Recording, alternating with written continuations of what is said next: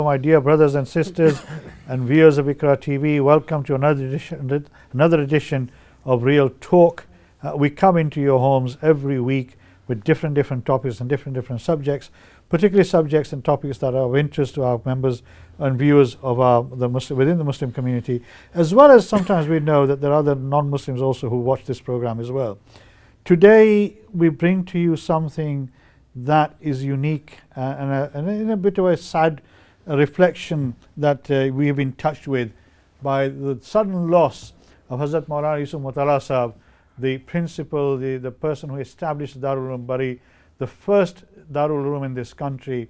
Many viewers of IQRA TV will know this name, will be familiar with this name, because he had an impact on everyone's lives, those who want to follow the practice and the faith of Islam and the practice of Islam. And he brought this unique message of how we should be living in this country as Muslims. And he spread that message not just within the UK, but across the globe as well. His name reverberates wherever you may go, in Europe, in North America, in South America, etc. And he made a huge contribution to the growth and the development of Islam in this country. And there are hundreds, if not thousands, of students across the globe now who benefited from the Darul Uloom that he set up. Not just the one in Bury, but then he subsequently helped set up several other Darul Ulooms across the whole of the UK. And to talk about his life and his impact on not just individuals, but also the society that we live in, I have very grateful to Hazrat Mufti Muhammad Hayat Sahab. First time I've had the pleasure of meeting him. I have seen him before on TV, but I've never had the opportunity to be face to face with him. So Mufti Sahab, assalamu alaikum wa rahmatullahi wa barakatuh. You were in Canada as well, because Hazrat Maulana Yusuf Mutala Sahab, lucky for the people of Canada, unlucky for the people of the United Kingdom, went to Canada to do some programs, unfortunately became ill, and then he passed away sadly over there. And in my view, there must be a blessing for the people of Canada, because I've accepted that he has done his job in the UK. He spread Islam, he developed Islam in the way that I don't think many other people could have done it, except Hafiz Patel Sahab, whom we also lost a couple of years ago. And then he's now moved to Canada, and that's where his resting place is. And maybe Allah has got some plans that his resting place will become a shining example for others in the whole of the North American continent. So Mufti Sahab, you were in Canada with him, and you went there. Obviously a very sad and difficult time. Somebody like me, I could not comprehend what had happened. I know when he became ill and the news of his illness spread, we all thought he was going to make a recovery. Yes. Did you go with him, or did he go after he became ill? Jazakallah khair. First of all, let me say Jazakallah for inviting me in to speak about this great tragedy. Jazakallah khair. I went on a Sunday night exactly when we found out that he's very ill. Right. So as many other people, we all hoped and we prayed that he's going to recover. In fact, when I read the surgeon's report saying that there's been damage to all 4 lobes of the brain, which is very severe, I thought, inna lillahi wa inna ilaihi raji'un, so that's when I made my arrangements. But on the same day, I met a friend whose wife was also injured. She had a stroke, and he said to me, Maulana, don't worry, my wife was in a similar situation, but she recovered as long as the breathing's okay. So that gave me hope, Allahu Akbar, all the way until I found out that they've stopped the ventilator, and they're prepared for the worst, and they're doing the khatams of Yasin Sharif. Then I realized, and that's when I packed my bags with Dr. Ikram, and we made our way to Canada. And you were a student. When did you start when did you become a student? I joined Darul Uloom Bury in 1989. 1989. I started when I was 13 years old, and alhamdulillah, 1989. That's when I, mashallah, he began to show his kindness to me by the grace of Allah subhanahu wa ta'ala. And I left after doing my Mufti course in 1997. Oh, mashallah. Alhamdulillah. Quite a long time. Yes. Mufti Sahib is also a Bradford born young man, so grew up in Bradford, went over there. Hazrat's impact on the Muslim community is absolutely unbelievable. He touched people's lives. Subhanallah. Right? Not just people like yourselves, who are practicing Muslims, who are good examples of Islam, but even somebody gunegar like me, he touched my life as well. And he was a great influence on me in the sense that whenever I needed some advice and guidance and mashwara, I used to go and see him and ask him for his guidance and advice, and he used to give it to me. But one of the things I found about Hazrat Maulana Yusuf Mutara Sahab, may Allah give him the highest place in Jannat, Ameen. and his family Sabar, is that he was extremely broad-minded and liberal in his views. I mean, he used to talk to me about Muslims living in this country, and I remember once he told me that we as Muslims in this country don't realize how lucky we are, that we are living in a very liberal country where we're allowed to practice our faith without any hindrance, whereas that is not, opportunity is not available to other Muslims in other countries. Is that your experience as well? Absolutely. When you say Hazrat was very broad-minded, of course, and it's so astounding, bearing in mind that Hazrat Ji came to England in 1968 when he was married. Yes. 68. Around the same time I came. Acha, mashallah, from Africa, isn't it? From Africa, yes. So, and it's absolutely amazing, and not just that. Look, when you're a rector of an institution, it's amazing. Well, it's not so much amazing because Hazrat Ji would follow the example of Rasulullah sallallahu alaihi wasallam, who was the fountainhead of how to live a noble life. So, as a student, when you have a establishment, you always get people, maybe who have some criticism. Hazrat Ji was ajib shakhsiyat that nobody, and I mean nobody, would ever criticize Hazrat Ji. Ajib. And first of all, because he was such an amazing person, and secondly, because he lived such an exemplary life. He wouldn't, from when I can speak from my time, from 89 onwards, and then after that, he didn't even raise his voice by himself. He never would even raise his voice. Just the love and just his compassion. He wouldn't. So nobody would ever say that Hazrat Ji did this, did that. Never. First thing. Second thing is we mentioned how broad-minded he was, and of course Hazrat Sahab would be like like we have Greenwich Meridian time in the middle. He was balanced. He was very balanced, and he was so full of foresight. He said things in them days, which we reflect on now, so many things. Oh yes, definitely. Definitely. Yeah, absolutely. So he was very broad-minded, and alhamdulillah. I mean, his relationship with his non-Muslim neighbours, for example, was exemplary. Absolutely. I mean, he used to send Christmas cards to them. Subhanallah. Every Christmas, I was told, and that is to show that although they are non-Muslim neighbours, you still can live together. Absolutely. As in humanity. Just this itikaf, this Allahu Akbar, this year's itikaf, we'd go every year to the itikaf with Hazrat Ji, alhamdulillah. So this year, Hazrat had a neighbour who was, if I'm not mistaken, a former Blackburn Rovers player. Football player, right. So this is a neighbour. So alhamdulillah, this year I remember Hazrat hosted him in the masjid. MashaAllah. So he came, I thought it was Ronaldo, to be honest with you, because they all look so athletic. Right. But it wasn't. So, mashallah, a special table was prepared for him, and he had dinner there. And this is Hazrat Ji, just one example. So, Hazrat Sahab was very broad-minded. He was very loving, compassionate. Oh, definitely. For all his students. I remember, everything, all our life from Hazrat Ji, we just received love and love and love and more love. And this is the whole thing with, all the Dalum, Farikeens and others, that is about, putting your head down and doing what you can do for people. And not expecting things from people. I remember Hazrat Ji said once, and this is, he said, he said, Mere bhaiyo Maulvi mat bano, don't become Maulvis. So I used to think that that's strange coming from Hazrat Ji, because we're in Darul Uloom, it's a madrasa, it produces ulama. Exactly. So I used to think that, what did he mean by Maulvi na bano? And if you don't mind me sharing that, what he meant was, don't become and with all respect, don't become the archetype Maulvi who would criticize left, right, for whatever reasons.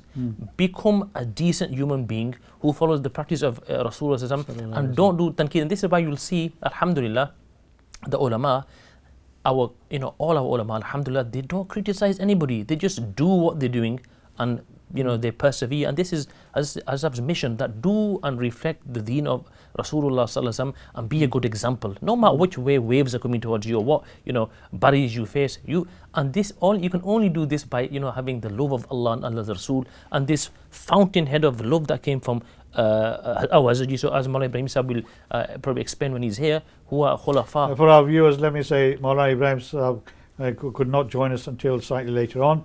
So inshallah, in the second part of this program, Maulana Ibrahim Sahab, who's one of his Khalifas, will also be joining me and Mufti Sahab to talk about the Hazrat and his life. I mean, you started in the Darul Uloom slightly, second or third wave of students probably. Yeah.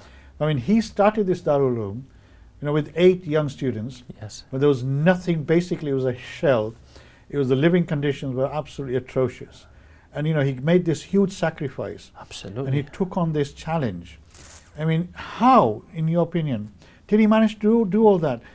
Somebody who came here in '68, as you say, very little knowledge of this country, and taking on this enormous challenge. And, he must have been a man of steel in that sense. SubhanAllah, amazing, absolutely, and a very, very interesting point. You said, how did he do? First of all, let me explain what a humongous task he understood.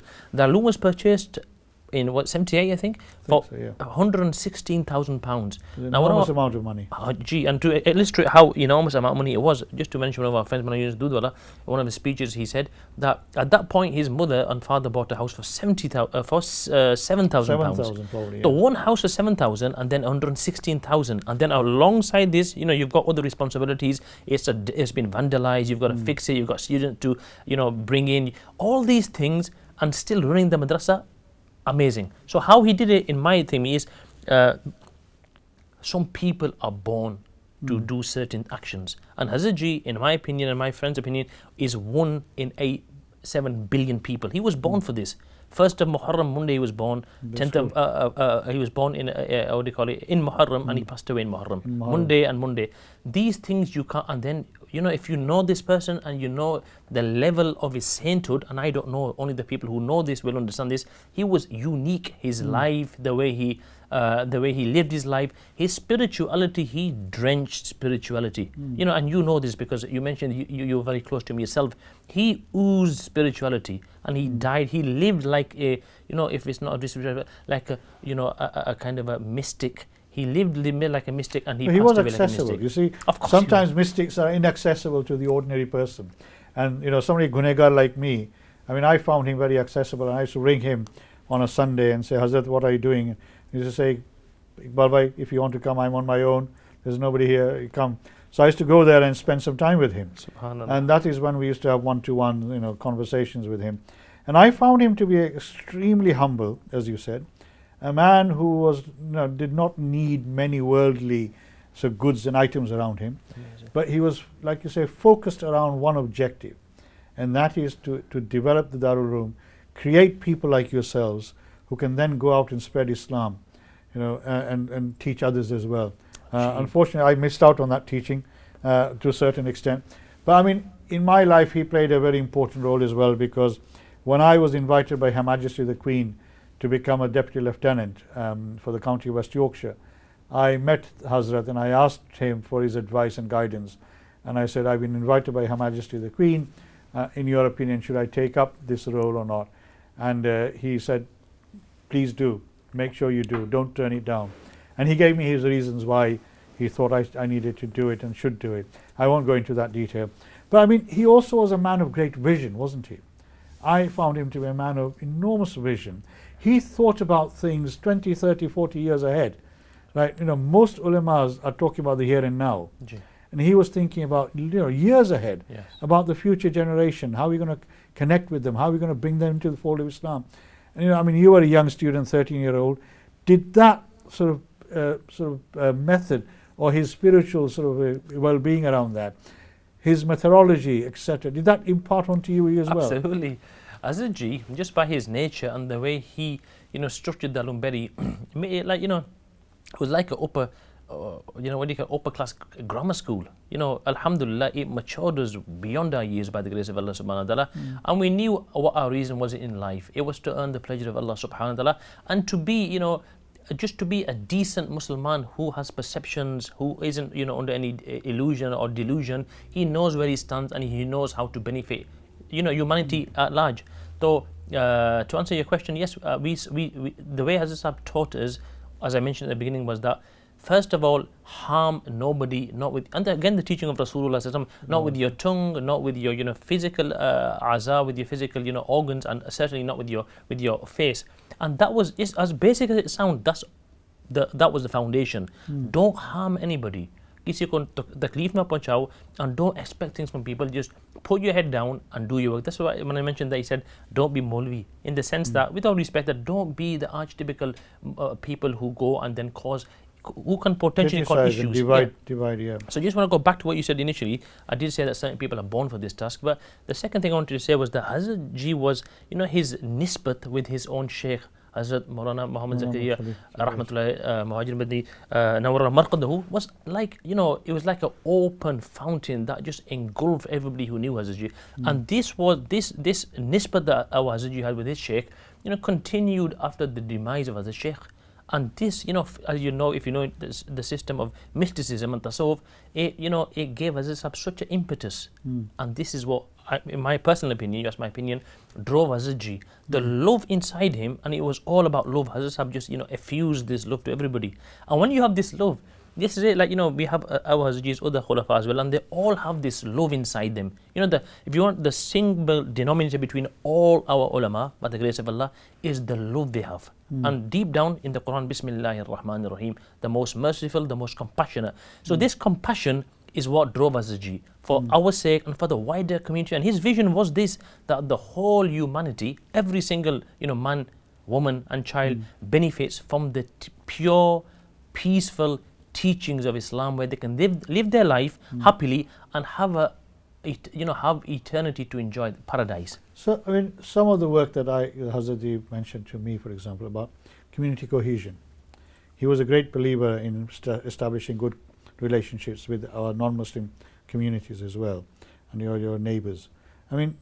Is that something that the students like yourself and others have picked up and taken on? And absolutely. Let me give you an example on that point. This i'tikaf, this past Ramadan. Now, if you look at our Dalun Berry, it's on a hill. Yes. Now, when you open the windows, things go out and about. Hazrat was so perturbed that the neighbors would be disturbed. And if you look at the immediate vicinity, it's a good maybe 900, 1,000 yards away. Some of the houses.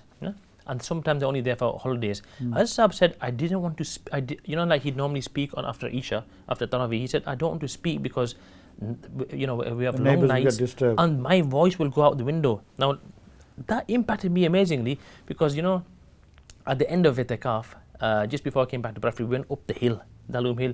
So me and my friend, I remember we didn't speak a word all the way until we got to the top of the hill. And why? Because we knew how important it was for Hazrat Ji that, for their sake and nothing else, that they don't be disturbed. Now this is the amazing point as well, that why Allah subhanahu wa ta'ala gave Hazrat Ji death in Canada.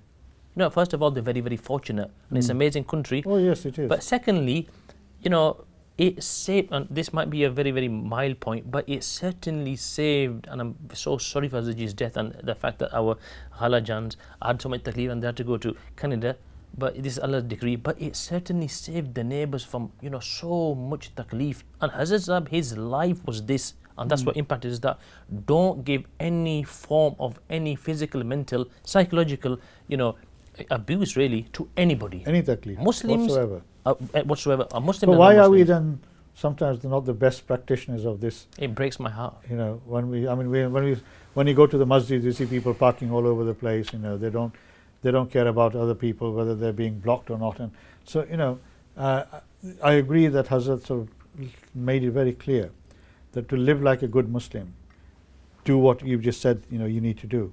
But the impact of what he said has been felt in many places, but we still have a long way to go. How is his legacy going to carry on? We had an event on Sunday in Batley. Over 800 people turned up. Amazing. Right, with Maulana Rauf Sahib and Maulana Navsarka Sahib, and some of your contemporaries. I used to go to Darul Bari when Maulana Salim Durat was a student. So that is a long time ago. And he was still, I think he was probably in the final 2 years of his life, of his studies there. And that's when I got to know Hazrat Maulana Yusuf Mutara Sahib. And I remember he was telling me, he sent Maulana Salim Sahib to, well, he wasn't a Maulana then, he was a student. He said, I sent Salim to this meeting of the council. And he was surprised at the response that he got back in terms of the feedback from the students that he got back. And he was saying, we need to engage with other communities. We need to engage with other people so they have a better understanding of Islam. And to me, sometimes I don't think we are doing that, including some of his students, I'm afraid to say. And how do we get those students to actually follow his legacy and follow what he taught and impart that message across the whole of the community? It's a good question. I believe in critical mass. Critical mass, you need majority. And we as a community, and you know better, we're not politicalized. We don't understand that by everything that we do, for whatever reason, is scrutinized far and beyond what is the norm for anybody else. And we're not going to go into the reasons for that. So I believe that, see, you've got 10 houses in the street. Now, 6 houses practice being good neighbors. Now, you know, what do they say? Do as I do and not as I say. Actions speak louder than words. Exactly, yes, so when we get to that stage by the grace of Allah, when it becomes not the norm to be an uncivilized neighbor, an uncivilized friend or whatever it is, then that will, you know, people see and they understand, you know, we're human beings. We don't, as my father still says, we don't put food into our ears, we put it into our mouth. People see. So when we read that mass, when it's the norm to be good, then I believe, inshallah, by the grace of Allah, and as practicing Muslims, we follow the commands of Allah subhanahu wa ta'ala more than we don't follow the practice of Allah subhanahu wa ta'ala. Then, see, it's not just physical, it's spiritual as well. When our masajid, alhamdulillah, will become, I mean, you look at Canada by the grace of Allah, and South Africa is ahead of us, but alhamdulillah, Allah keep them safe. When we read the critical mass where people are practicing and they know what Islam wants from them, then I have firm belief, inshallah, and you might call it wishful thinking, that this ruhaniyat, this spiritual will spread not just among the Muslims, among the non-Muslims, inshallah, as well. Yeah. To answer your question. And this is one of the questions, you know, the discussion we had with Maulana Ibrahim once when he came here, when we were talking about, you know, our young people and engaging in sort of, you know, activities which is not Islamic to a certain extent. And that was one of the things he talked about, as well as Maulana Fazl. I mean, in terms of who's going to take the leadership now? Because we have a vacuum. When Hafiz Patel Sahab passed away, you know, I felt that we had lost one of the bright stars of that shone on this country. We did. Now, you know, the other bright star, the only other 2 bright stars as far as I was concerned, Hafiz Patel Sahab and, you know, Maulana Yusuf Mutara Sahab. Obviously, he's left lots of students behind like you, you know. But, you know, to me, I saw him as the spiritual leader that I would go to. Absolutely, right, for all of us. issues. Now, obviously, there's a vacuum there. And I'm sure Allah Pak will always find somebody to fill that vacuum. Yes, but in the transitional period, you know, I know Darul Ulooms will survive, inshallah, and they'll Ulooms are always surviving by the grace of Allah subhanahu wa ta'ala. Yeah, they'll strengthen as our as friend well. Muhammad Isab still says that, you know, Allah doesn't need anybody. But the question is a good question. I'm gonna, you know, defer on that to Maulana Ibrahim Sahab. He knows better. He's more elder than me, and let's see what he's got to say. But just a quick question, you know, there's no hierarchy in Islam. There's no hierarchy. Allah Ta'ala, you know, everyone's relationship with Allah Ta'ala is, you know, individual. So one to one. One to one. But when it came to, Hazrat Sahab was like an anchor. He was like an ambassador to who it counts to Allah for the ummah. You know, he was ambassador to Allah. Definitely. Now that cannot be, it can never be, you know, re-achieved. Alongside this, Hazrat Ji, you know, he's like Rasulullah sallallahu alaihi wasallam. To give analogy, he in his life has produced, you know, men, real men, like our teachers, all our teachers, every one of our teachers, and others as well who are nisbat with him. And now these people have so much, you know, spirituality, you know, and they're coming into their own. Now that, you know, Hazrat Ji was there's one a person. generation, isn't there? Yes. So now we will see the real, in the flowering of Hazrat Sahab's flower, of his flowers. And you know, I'm an optimist. I always think the best. Now, Hazrat Ji, he's resting in his grave by the grace of Allah, but the barakat and the spiritual effulgences, they'll continue. Hazrat Sahab was special. His students and his people who are his spiritual successors are also very, very special. And Hazrat Ji, as you said yourself, had this fikr. You know, when you go to a good physician, a physician feels personally responsible. Now, Hazrat Ji also felt responsible, I'm assuming, for his murids, his disciples, and the wider community. So I've got full faith that Allah's plan inshallah, will look after the Muslims. Also, we have to remember that while Hazrat Ji, you know, developed the Darul Uloom and concentrated on it, devoted his whole life to, you know, spreading the word of Islam and creating the Darul Uloom, the various Darul Ulooms. Alongside him was Maulana Hashim Rawat Jogwari Sahib as well, who is not well at the moment. So I ask every one of you to make dua for him. May Allah give him the highest, you know, recovery rate for him, because he's elderly. He's been there on the side of Hazrat Maulana Yusuf Mutara Sahab right from the inception, and I know you probably know him quite well as well. But I mean, for those of you who've not had the opportunity to go and see Darul Uloom, and I'm sure most of the viewers IQRA TV, at least the men who view this channel, at some stage in their life probably will have been to Darul Uloom Bury. It's a unique place, and I know that when he first spotted this area and started to consider this place as the place to set up the Darul Uloom, he faced a lot of criticism even after he bought it, to say, why has he bought this place in the middle of nowhere? There's no Muslim community, completely isolated. Who's going to come here? Who's going to send their children here, etc. But he persevered, and his perseverance has shown to actually prove itself over the years by the creation of this enormously successful, important institution in our community, which has produced people like Mufti Muhammad Hayat Sahib here. Inshallah, we're going to go for a break. I hope you've enjoyed this part of the program. In the second part, I'm sure we'll have Maulana Ibrahim with us, and Mufti Ibrahim Sahib, who is also very familiar to the viewers of IQRA TV. In the meantime, take care. Assalamu alaikum wa rahmatullahi wa barakatuhu, and I'll see you soon.